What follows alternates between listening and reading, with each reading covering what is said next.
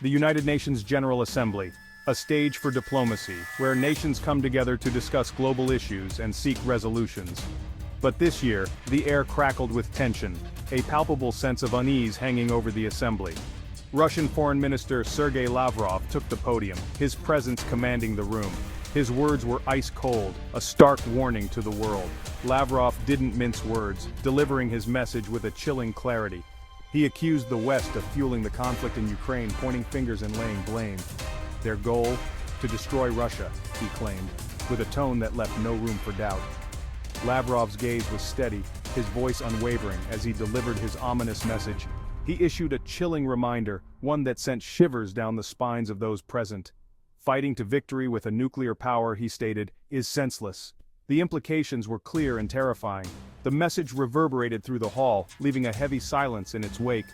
Was this a threat? A promise? The delegates were left to ponder the gravity of his words. The world held its breath, uncertain of what the future might hold. The conflict in Ukraine, a humanitarian crisis, a proxy war.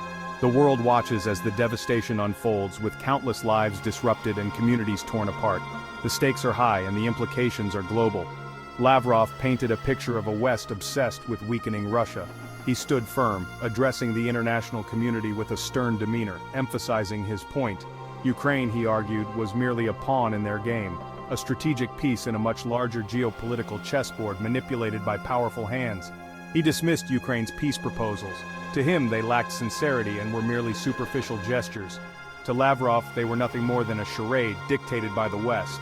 He believed these proposals were crafted to serve Western interests, not genuine peace. The West, Lavrov claimed, had shown its true colors. Their actions, he argued, were driven by a desire for dominance and control. They sought to impose their will on the world. Through alliances and summits, they aimed to shape global politics to their advantage. Russia, he declared, would not back down. With unwavering resolve, he assured that Russia would stand firm against any attempts to undermine its sovereignty. They would not be bullied. The message was clear: Russia would defend its interests and its people. This was about more than just Ukraine. The conflict symbolized a broader struggle for power and influence on the world stage. This was about the future of Russia, a future that, according to Lavrov, would be determined by their resilience and strength in the face of adversity. The specter of nuclear war. It hung heavy over Lavrov's words. He reiterated Russia's nuclear doctrine. Nuclear weapons would only be used in response to an existential threat. But what constituted such a threat? The world listened, anxieties rising. Lavrov's words were a stark reminder. The stakes had never been higher. The nuclear genie was out of the bottle, and it was impossible to ignore. Lavrov's speech was not just about confrontation. It was about vision, a vision that sought to reshape the global order, a vision of a multipolar world where power is distributed more evenly across various nations, a world where the West did not hold all the cards and other regions had a significant say in global affairs. He called for a new era of international cooperation, one that transcends traditional alliances and rivalries, a system based on mutual respect, not dictation, where every nation, big or small, has a voice. This resonated with many nations, especially those who felt marginalized. Countries tired of Western dominance, eager for a change in the status quo.